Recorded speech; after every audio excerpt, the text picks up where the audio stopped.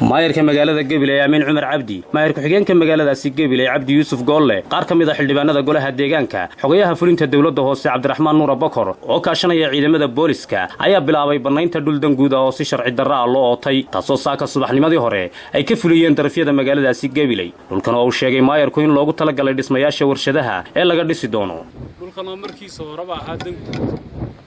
golaha deegaanka iyo dawladda hoose dhulkan aynu hadda joogno waxa uu aqoonsadeen inuu noqdo dhul warshadaha looga faa'iideysto oo muwaadin kasta oo doonaya inuu warshad dalka keeno aanu dhulkan u siino bilaash oo isaguna ka faa'iideysto ummadana uga faa'iideeyo si runtii dad baa si sharci darro u ootay dadkaana runtii tallaabaan maanta ka qaadnay oo waanu baabiinay annagoo kaashana ciidamada ammaanka waxaan ugu baaqanaa dadweynaha deegaanka inay ka faa'iideystaan oo aanay dhulka ku xadgudbin inta warshadaha ka horeysa dhulku wuxuu ahaanayaa dhuldaaqsimeed howlgalkani halkan kuma ekaanayo waad arkaysaa nimanka buuraha aynu soo eegayo oo dhan waxay ijaar ku yaallaan ijaarkaasi dad baa sameeyey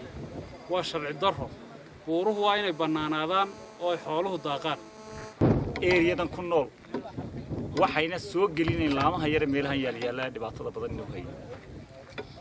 waxay keeni doonaan warshadahaas shaqo abuur waxa dhalinyarada inta badan deegaanadani ka heli doonaan waxay muruqooga iyo maskaxdooda kaga shaqaystaan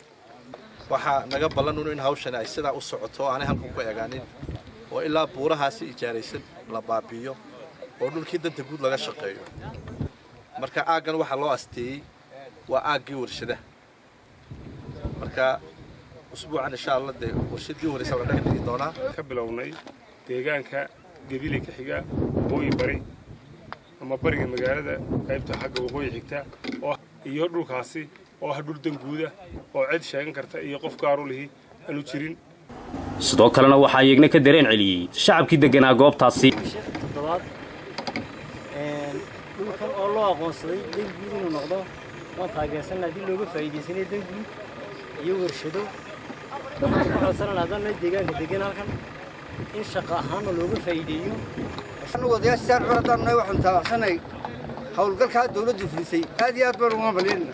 gacan waan ku siinay Cabdi Cabdilaahi Daahir telefishinka caalamiga ee Somali Channel Gabiley